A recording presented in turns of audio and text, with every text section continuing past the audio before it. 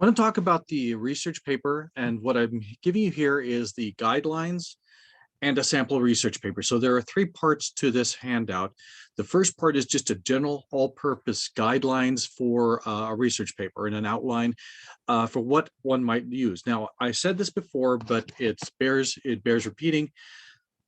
Anything I'm giving you as a template is just one template. There are many different ways to do a research paper, and you will probably run into teachers who ask you to do it in a very different way. And if they do that, go with it. There's a lot of different ways to do it. All I'm trying to do here is just give you a basic template that should be all purposes use for most things that will work for most things that you use. Okay, so this template is also based at least roughly on the template we've been using all semester, and that has the introduction, the body, the conclusion. The introduction is general. It gives a big idea of what you're going to talk about, kind of guides you in a direction of what you're going to talk about, indicates to readers about a basic approach you're going to take. That's what an introduction should do. Okay. The body is going to be the vast majority of the paper, and it takes what you said in general in the introduction, talks more specifically about it. Okay, that's going to be the same thing here. The conclusion is like other essays. It's going to look back at what you've talked about, try and remind us of specific things that you find important about it, and then giving a basic idea of what you mean by it based on that. That's all introductions do. So what's going to be more specific in this case is because this paper you have about 10 sources, so you're going to have more points to make, right? Okay.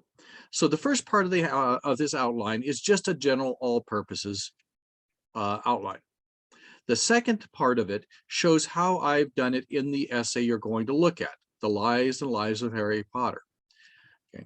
The third part is just about an 11-page paper that shows all these different things. Now, I won't go over the whole paper. I just want to go over some key elements of it, especially focusing on the introduction, body, and conclusion.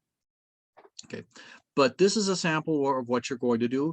Enjoy it if you're a Harry Potter fan, but for people who are writing a research paper, what you want to do with this is take a look at how I'm modeling the basic approaches to this.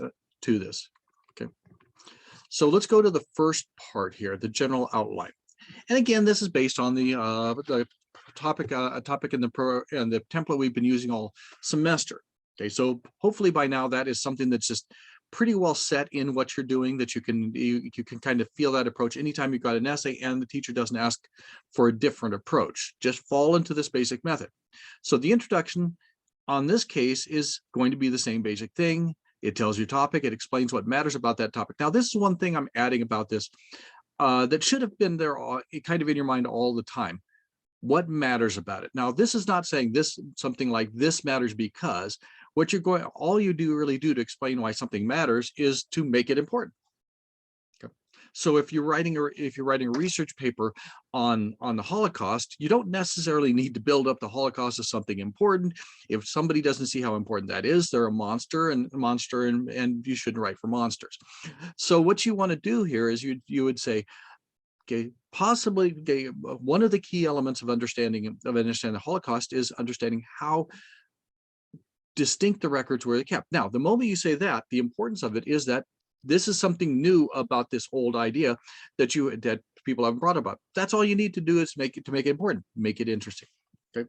Then give an overview of how you see that topic developing in general, just like all the others. Frame the issues in broad strokes. Now, I'm going to talk more about framing in this video than we most did in other words, but to a certain extent, you're framing in any introduction you do. You're giving an idea of what the focus is and how far out it's going to go. Okay, you give yourself one or two more important terms to use in analyzing the topic. Okay, now in the case of the sample research paper here, at the end of my introduction, I say something to the effect of the way we discover what's going to be right and wrong in the Harry Potter series is the intention and motivation of the characters. These become two terms I'm going to use pretty much throughout the essay.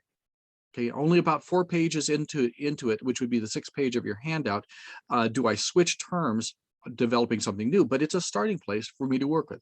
Okay, now the body, that's going to be anything that you can do in a lot of things. Now, since you've got a big topic, okay, or at least a bigger topic in 11-page paper or a 10-page paper, 8 to 10-page paper that you would have in a 4-page paper, there are going to be more moving parts. And another thing that's going to happen with these larger expanded topics for the research paper is there are going to be more things that are going to get in the way of the reader's understanding of what you're talking about. So if there are any big issues such as political, social, historical issues that we need to understand the smaller aspect you're talking about, you take care of those at the beginning. Remember, you clear out the obstacles to get to the thing you want to talk about.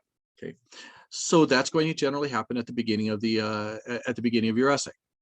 Okay. Now, in the argumentation essay, you may have done that in the sense of talking about any social or political issues involved in Black Lives Matter that are going to work with it. But here you're going to talk about whatever big issues you need to. Okay, we call those the macrocosm and the microcosm. Okay, so you start by listing your examples. Okay. Now, since there are more different examples, and since more people are talking in more different ways, you're going to have to kind of herd the cast. You're kind of going to have to say, here's what's important over here, here's what's important here, here's how they relate together. That's a lot of what you're doing. You're writing a synthesis essay, which means you're synthesizing all these different sources into one orphan thing. Now, the different sources will have different agendas. They will have different focuses. You are the one who operates as a moderator, bringing them all together. And many people in their research papers find this the hardest part. All these different people are talking about all these different things, and they're not talking directly to each other, which means they are not making those connections. You have to make those connections. And throughout your college and professional careers, you're going to be doing this over and over and over again somewhere. You're going to be taking people talking out here and bringing them in here. You're going to be making connections that people don't usually make themselves. That's fine. Okay, that's fine. Okay, so here are some basic patterns you can use for the examples. Now, these, you're not going to use all of these, and some of these won't fit that much for different approaches, but all of these are available to you. And this is just a starter list. Okay, there are many different people who can think of different approaches. This is just a general short list of approaches. Now, one approach that's going to be common in any sort of essay, okay, is simplest ideas to most complex. Now, frankly, this is a general pattern I suspect all of you are going to use at some level, because it's a general pattern we use for organizing classes, we are organizing PowerPoints, organizing essays. Frankly, anything that you're going to communicate, this is probably going to be one of the patterns we use. I take the example of classes. Are you surprised when the issues you were talking about at the beginning of a class are simpler than the ones we're talking about at the end of the class? We start with simple ideas, we communicate those, we explain those, we put those in order, we get those to things that you can understand, then we go to more complex ones, steadily. Okay, so I would not be surprised if all of you use this at some level. Okay, another approach to use, if you're going to have a controversy, you may start with the ideas you disagree with, okay, and go to the ideas you agree with. We move from, in good 2-3-1 fashion, we move from things that we have a problem with to solutions to things we agree with. That's a basic pattern. And that's a pattern I use in the sample essay here. I'll talk more about that later. Okay. Now, another thing is, if you have general ideas that you're going to come back to over and over again, you mention those early in the essay. To a certain extent in the essay, with the concepts of motivation and intention, that's what I do. Okay, and then an important one for some of you is primary source to secondary source to primary source. Now, if you are using a movie or a book as your primary source, as you were doing the Merrill-Thews analysis, okay, you can use the primary source, and I should feel like, as a reader, like you're moving a little bit along this primary source, and then you talk about the secondary source, then you move back to the primary source. That's a feeling we should have as readers. Okay, now this will not fit for all of you, because not all of you are talking about novels, not all of you are talking about books. Okay, but if there's a central text that you're talking about, it is everything. That is the bottom line. Everything is talking about. And then for those of you who are talking about historical figures or historical events, part of a central part of what you're doing in this is going to be the history of what happened. Okay. So if you're talking about the effects of policy on the Tuskegee Airmen, you are going to use the Tuskegee Airmen, and you're going to come back to them. You're going to move away from them, analyze something here, and come back to them all the time. Okay. Now, again, if you're not talking about historical events, that is probably not going to be something that's going to be important for you. Okay. Now, again, all of these are things you mix and match as you need to. Some won't fit in particular approaches. Some will fit very wonderfully, but and all of them may end up being something you use in your essay. It's just the tools that you have available to you. Now, for the first example, you want to remember that the first example, as in the short story analysis, as in the argumentation, as in any essay we're talking about, is connected to the argument you state in the argument you state in the introduction, the approaches you state in the introduction. That is going to come up, and it starts with that. But as with the other ones, once you have listed an example, it becomes part of something you can refer back to. So as with the short story analysis, once you've talked about one example, it becomes part of the data points. So I'm not surprised at all if your second example refers not only to the introduction, but your first example. I'm not surprised if your third example refers to the first two. I'm also not surprised if your third example doesn't refer to the first one, but does refer to the second one. It's always being generally controlled by the what you said is important in your introduction. And this is important because no matter how far the essay goes, it's still in some way guided by or influenced by the introduction. Okay. And when you are writing a longer essay, it's very easy to get 3 or 4 pages, 5 or 6 pages in, and lose track of what you're doing. Well, if you're ever losing track of what you're doing, look back at the introduction. What did you say in your introduction? That communicates what you're going to communicate in this. Now, it doesn't bind it. In other words, you can build beyond. In fact, you must build beyond what you said in the introduction. But it's kind of those breadcrumbs you can spread back to where you're trying to go. Now, another thing you all also should realize is it very often happens that we write the paper and the paper takes off in a different direction than the introduction did. And what very often happens with that is we realize that we did something smarter in the body than we thought of in the introduction. What do? You go back and rewrite the introduction. It's the wonder of computers. Okay. So the first example you do, okay, is you analyze the example, you take a look back at the introduction. The second example, you follow these basic approaches through all the examples. Analyze the example in itself, compare it to the previous example, compare it to anything in your introduction that applies, especially the key terms you used, in this case, motivation and intention. Say something new about your topic based on this example. If any of your secondary sources gives you an idea to dialogue on this example, quote from it. Every time you do that, look back, step forward. Look back, step forward. That's something that you're going to do over and over again. It's always going to be in your wheelhouse. You repeat that pattern over and over and over again. So the question becomes, what about the conclusion? Well, the conclusion is the ultimate look back point. Okay, it's where you take these ideas and look back over these 8 to 10 pages you've written, and you say, what do I want the reader to remember from this, from all those things? Because you can't expect the reader to remember every word. Some will. They're not really your target audience. They're helpful, but they're not your target audience. Your target audience is the normal people among us who will have kind of vague memories of things. They may associate things in the way you want to, but you don't want to allow us to remember it our way. You want us to remember it your way. Now, that's not a matter of dominating the reader's will. It's a matter of communicating your ideas. You are the person with the microphone. Okay, you're the person who determines what we look at. Now, determining what we look at does not determine how we are going to look at it. It's entirely possible. Readers will look at what you said, understand everything you say, look at it and have it communicated, and have the things that have you remind us of the things that you want us to remember, and still disagree with you. That's fine. You've done your best. Okay, you're not going to win everybody. You shouldn't expect to win anybody. Okay, the only way to get universal agreement is to say something so useless that it doesn't matter. Okay, there's a small enough number of people who are anti-puppy that you can assume that pretty much universally people will like puppies. But what is the use of writing a research paper to prove that puppies are good? The only people who would disagree with that are monsters. Okay.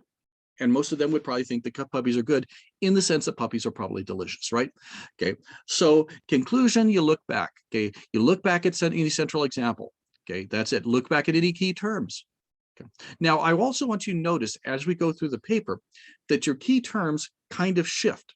So, for example, in the sample essay I'm going to talk about, I start with key terms, intention and motivation, which means that when I am looking at it, the Harry Potter stories and examples, I'm thinking about what is the character's motivation, what is their intention. But the fourth page of that essay, which is the sixth page of the handout, that changes. I quote David and Catherine Deval to talk about people loving the right things and caring for the right things. That's what determines good morals within the series. At that point, that becomes my new term. And one of the things I'll point out is that throughout the essay, after that page 4, okay, which again on page 6 of your handout, after that example, I take their terms and I always talk about what does somebody love? Is it the right thing? That is a replacement for my introduction term of motivation and intention, right? Okay. And then you send a text. You leave us with a final thought about the topic. Now, this is your place to communicate what your most important idea is. It's in the 2-3-1 slot. It's in the 1 slot. It's what you're going to do at the end. That is going to have a big influence on what we take away from it. Again, that doesn't mean we agree with you, but it means that we have a clear idea what you think is important. Okay. Now, this handout here is how this pattern shows in the example I'm going to talk about. Okay. And I want you to notice right off the bat, excuse me, that I do not do exactly in my essay what I'm asking you to do in the template. Part of the reason for that is because I wrote the essay a couple of years before I started doing the template. I fought templates for a long time. I've given into them. I think they're actually helpful for students, as long as students don't say, this is the only way to do it, I must do it the Adelian way. Okay. Okay, a lot of ways to do things. This is just a starter one. Hopefully it gives you something to hold on to for the rest of the essays in high school, in college, graduate school, and professional approach, right? So I start with a provocative example, the DA. In other words, I don't state my my theme in the first paragraph as I'd like you to do. I do it in the second thing. Okay, more explanation on that. Okay, the second paragraph I talk about lying in general. Here's where I give my topic. And I give the key terms, intention, and motivation. Now, I'm not going to go over this in detail in the body, but I want you to notice I've pointed out how I use these different patterns. Now, okay, now a key pattern for me in this is going to be primary to secondary to primary. I'm doing that all throughout the essay, and these pages are the ways that I do that. Now, when I write these pages, these pages are adjusted for the file that's the research paper sample being on its own. Since it's part of a 2-page longer document, for every page I give, you add 2 pages. So the Harry Potter example is actually on page 3 of your handout. Okay. So here are the ways I use this. I use the big picture at the beginning. I'll talk about that. I talk about the simplest to most complex, Hagrid to Dumbledore. Dumbledore's lying is very complex. I'm not going to talk about it until I've prepared you guys for complexity of discussion. Okay, I use all these methods, central ideas, motivation, intention, right? And then the conclusion. Now, the conclusion is also a tiny bit hypocritical for the template I've given you, because I don't follow that template. The template I've asked you to use will mean that the introduction will be about a page and the conclusion will probably be about a page. My conclusion is actually about half that. Okay, it's about a paragraph and a half in which I do it. And I realized in drawing up this template to tell you guys how to do it, I noticed that I have a stylistic tendency to kind of slingshot the last example. In other words, to take what I've said in the last example and just make a lot of generalizations from that. That's a perfectly acceptable style. It's not the template I'm giving you, because the template I'm giving you is kind of one of those, don't try this at home, kids. I'm a qualified professional. Okay, so try that. So then we go to the paper itself. And first of all, notice that the paper does not need a cover sheet. The paper will look the same as all the other ones you've written. It will just be longer and it will involve more work. Okay? Now I have the title. Now with the title for your research paper, I'm going to suggest that you guys always have a title. Don't write rough draft, because you would not believe, or maybe you would, how many papers I've gotten turned in as research papers, and what they say is research rough draft, or call it research paper. That's not the title, that's the assignment name. So here I have The Lives and Lies of Harry Potter. I thought that was kind of cute because it plays on the lives and lies of Albus Dumbledore, Rita Skeeter's horrific book in the series. But if you don't have a cute title, there's nothing the matter with an informative title. Okay. So if your title is A title is German record keeping in the Holocaust. Not a sexy title, but it's perfectly good. Now, what I want to do is I want to look at here, and the first page is basically my introduction. It actually overlaps a tiny bit on the second page, but this is the basic thing. Now, what I do here is I start off with a provocative example. Okay, so we have this word provocative, and it comes from the word provoke.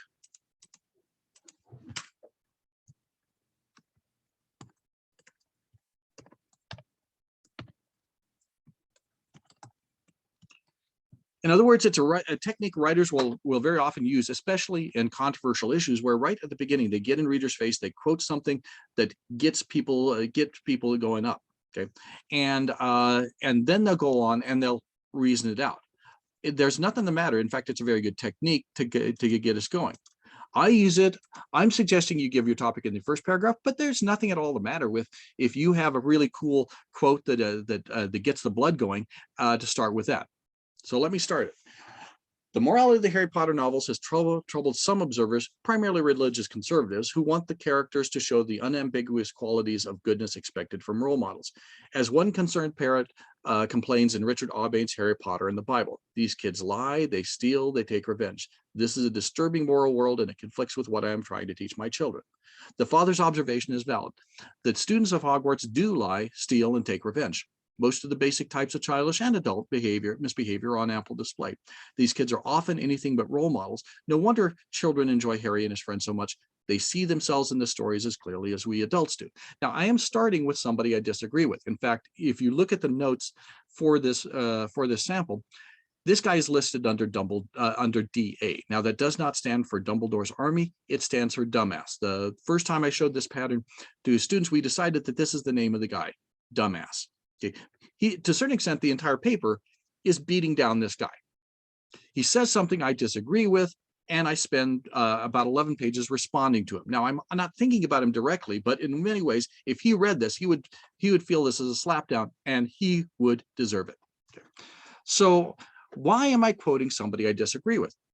Because I've got an answer. In argumentative terms, this is rebuttal. It goes beyond rebuttal, but it starts with rebuttal. Here's somebody who said something I disagree with. I am going to respond to it. Okay. So you notice the documentation here, and if you're trying to figure out where to go with that, look at the research, look at the works cited list, and it's the first one on there, not because it's the first one that appears, but because Aubaine's starts with an A, and it's the first one we have. Okay, so let's go back.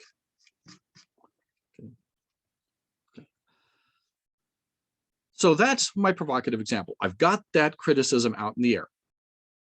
I'm going to respond to the criticism. The second paragraph is where I do what most of you are going to do in the first paragraph, which is going to be identify your topic. Okay.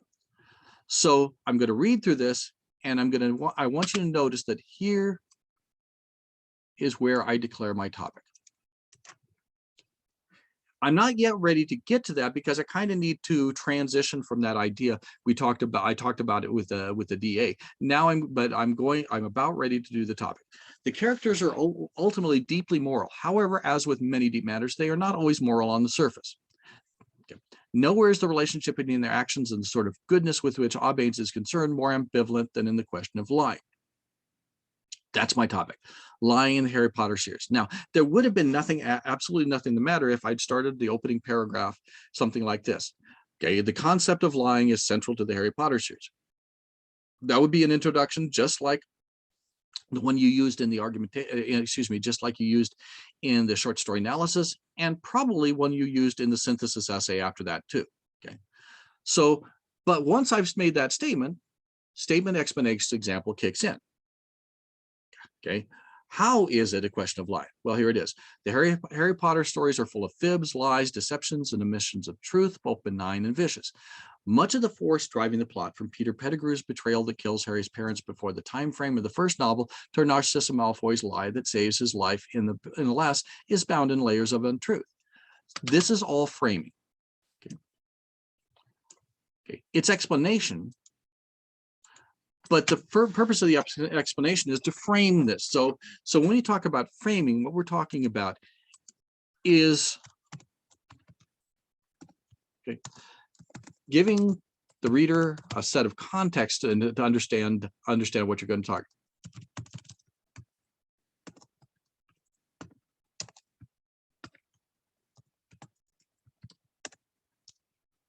Let's spell understand with a D. Okay, with a D. So in this case,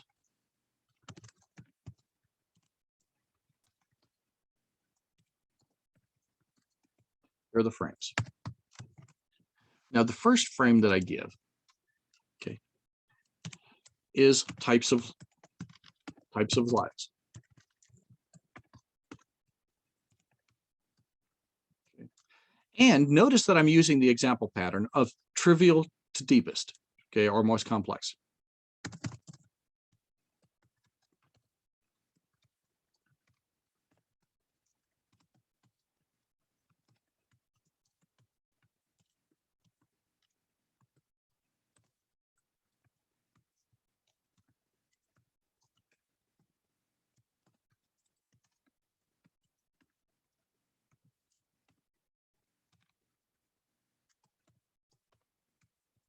Okay, so that's the type of lies. The other framing I do in the next sentence is when the lies happen. And that's all throughout the 7 books.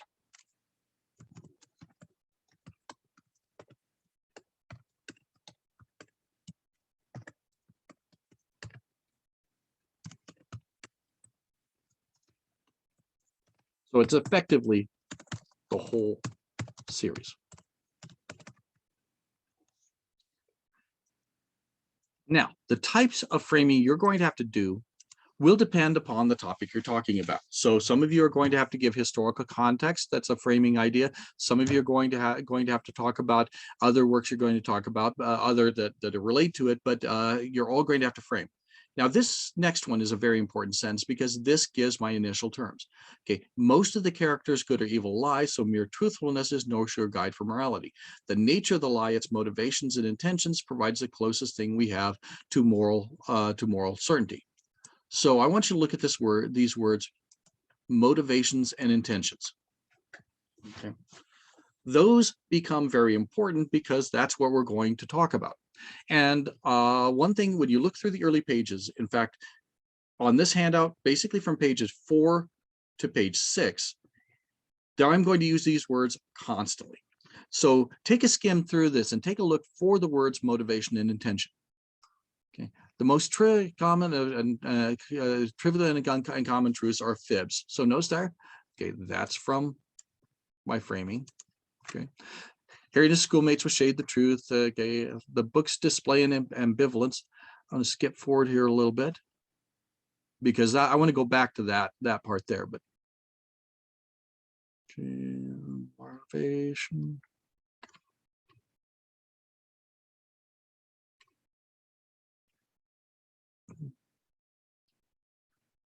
Okay. Now, frankly, even if I don't use exactly the words motivation or intention, I'm always talking about, I'm always guided by that fact. So the motivation of Snape to lie, okay, is different from the motivation of Voldemort to lie. The motivation of Harry to lie is different from the motivation of Cornelius Fudge to lie. These are things that are going to be important. I make it much more explicit on this 4th page. Okay. Now, this 4th page has been led to by by several different things.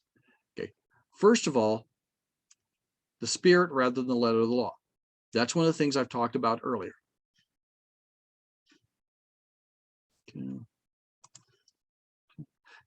Okay, characters must know themselves and their true intentions to be in order to be truly good. It is not enough to follow the rules. One must follow the spiritual core. The best rules serve and the worst abrogate. In a skewed reflection of the nature of evil, David and Catherine Deeville argue a paradox of human good and evil in the Harry Potter books. To be fully human is to do the right things, love the right things, and care for the right things. To do evil or be evil in a certain case is really not something definite, but is a failure to do, love, and care for the right things. So what's going to happen here is this quote here is going to become a new point for me to base on. Okay. So what's going to happen from now on is I'm going to develop from motivation and intention to love and care for the right things.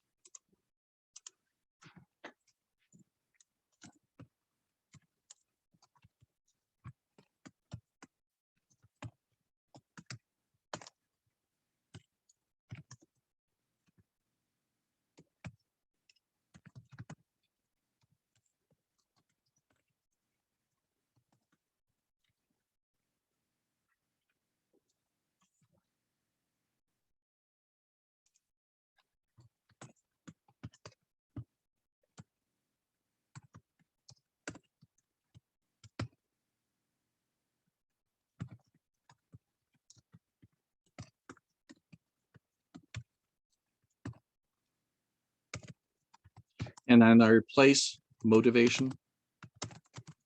Yeah.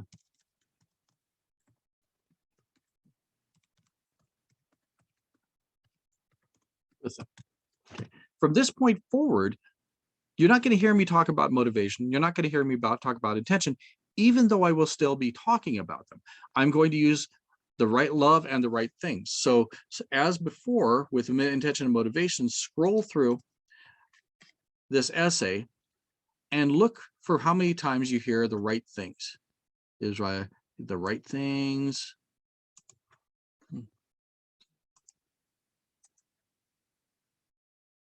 Okay. Right things. Right things. Okay. Right things. Okay. Okay. Love. Okay. Love. In fact, this becomes so important that by the end of the paper, I've ingrained the right things and love in the reader's mind so much, I don't necessarily need to quote it anymore. Okay. So look at the end of the story. Okay. Excuse me, instead end of the essay. The truth is a burden if one does not take it lightly, and one who loves the right things never can. By this time, I don't need to put quotation marks on the right things. I've ingrained it in your mind as something you're going to do.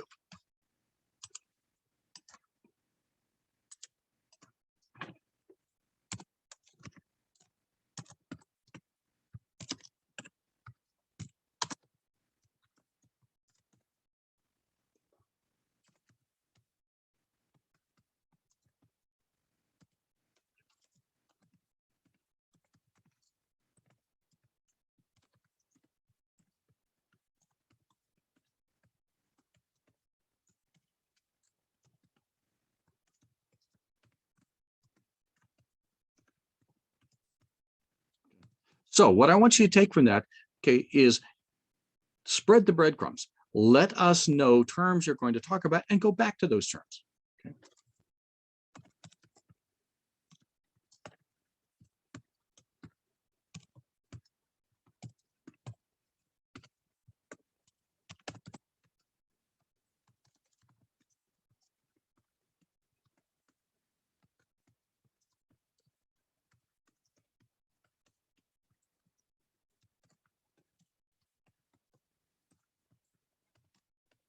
They are your lifeline.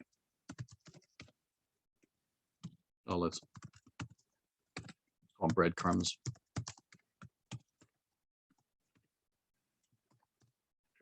So again, I want to stress that at no point in the essay are you flying blind. You're always flying in the light of what you've talked about before. Now I want to go back here. Okay. And the next thing, we've talked about intention and motivation. That's something you're going to build through this essay. Okay, but another thing you're going to have to do fairly early in your body is to talk about the basic approaches that you have. We talked about the macrocosm. There are bigger issues here that are involved. Okay. So what I've decided early in the body, I want to talk about lying in the Harry Potter series. But the problem is, I don't think I can really talk about it if you don't understand the historical context of the Harry Potter stories.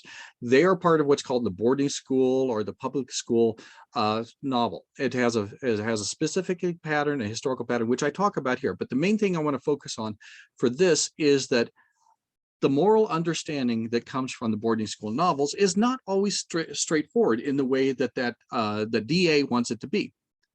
Okay, kids aren't always good. For example, one of the things that often happens in the boarding school novel is that the character has to deal with a bully. And the way to deal with bullies in the boarding school novels is not to contact the principal. The way to deal with a bully is at some point you have to punch him. Sometimes you get beat up, sometimes he runs away. Okay, but it's something that has to happen. Okay.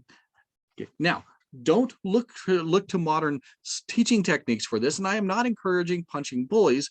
Okay, but the boarding school novels do. And in fact, another thing that's very important about the boarding school novels is that the ethics they have in there are ones that we call them ad hoc. In other words, they're something that's created on the fly. Students have to figure out what's going to be important. Okay.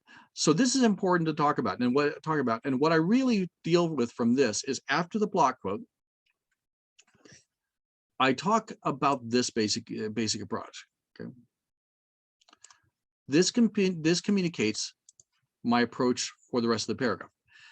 The heroes of the school novel tradition, from Tom Brown to Harry, are full-blooded kids whose strong sense of decency and fair play does not always defeat an equally robust desire to seize whatever day they are in. They are sometimes inconsiderate and often self-interested. They are characters who will have some fun, cut some corners, and get away with what they can. School novels respect characters more if they have the spunk to bend the rules a bit. Generally, they will break rules that are merely procedural or actually operate against the true rule spirits are supposed to advance. Now, what I want you to look at here is part of my macrocosm here is the spirit of rules. Okay. So from this point forward, okay, another big issue that I'm always going to talk about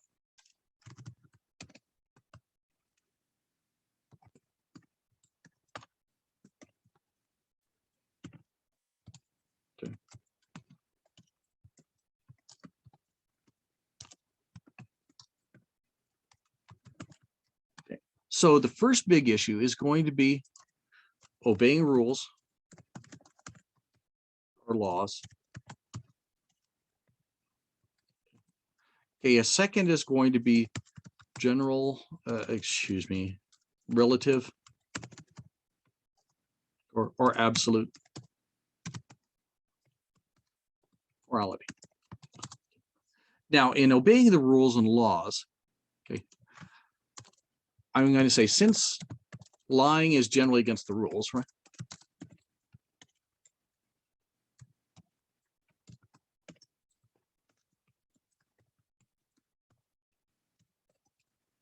Okay, obeying the rules should be a sign of being good, right?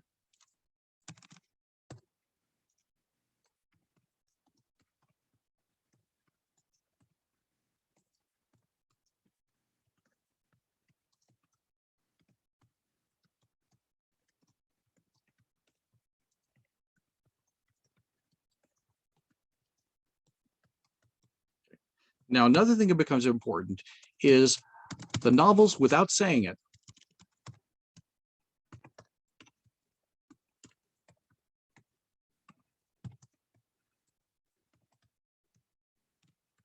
they squarely side with relative essence.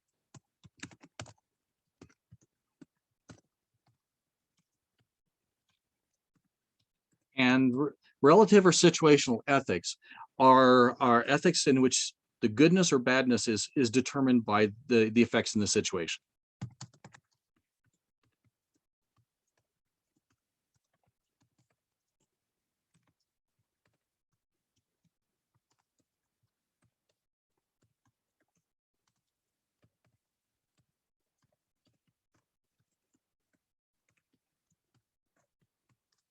Okay, for example, if I lie to save somebody's feelings, that's seen as more moral than telling the brutal truth and hurting them.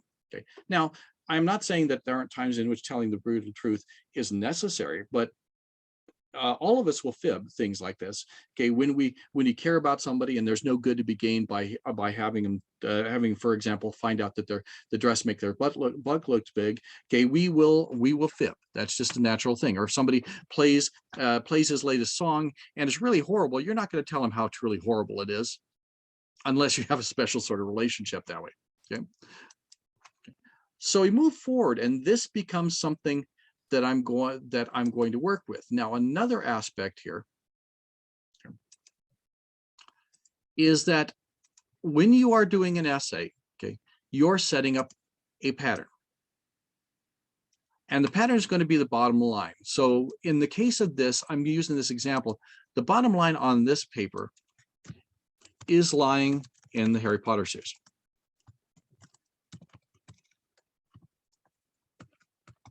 Okay. But there are other issues that come up. Now, what I want to think about is, as I'm going through this, my entire purpose is to move along this bottom line. What do I find out about lying in the Harry Potter shoes? Now, on the way to do that, there are times that I'm going to have to talk about other things. So, for example, early in my essay, I talk about the boarding school tradition, and through talking about the boarding school novel tradition, I end up talking about obeying rules. And what's going to happen in obeying the rules is I'm going to talk for a little bit about that. And for a little while, I'm only talking about that issue. In other words, while I'm doing this, I'm not talking directly about lying. But then I recognize that at some point, I need to get back to the question of lying. So then I go back to that. Okay. And then I'm talking again about lying. Okay. Now, what's also going to happen is that the other bigger issues. Okay, so obeying rules. Okay, ethics becomes general ethics. I may have to talk about general ethics. Well, it's all relative ethics. And for a little bit, I may talk exclusively about relative ethics. Okay, that was fun.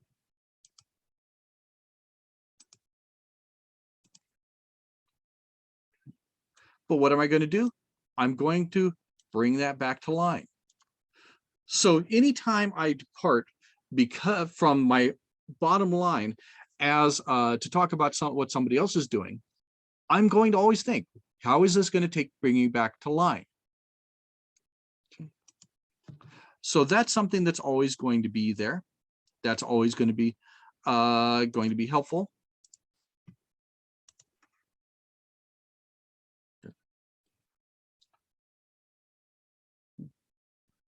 So what I want you to notice here is after on page 3, which is page 5 of your handout, excuse me, page 4, which would be page 6, these terms become important. Lying, love, and the right things. Okay. Love becomes a sort of motivation. The right things becomes your intention. And so I'm still thinking about my terms that I started about at the beginning, but I'm using different terms to develop them. And I'm always working through that to the point that at the end, my job is to look back at all the different terms I've used, look back at all the different ideas I've talked about, and communicate something with them. Okay. Now, there's plenty more we could talk about on this, but I think I've given you enough to work with. Okay, so I'm planning on putting up a page that shows this in detailed form. So you want to look at both the video and the page in order to follow through with this. Okay, so follow these methods. Play with them as you need to, apply all the patterns you need to, and you should end up with a good paper.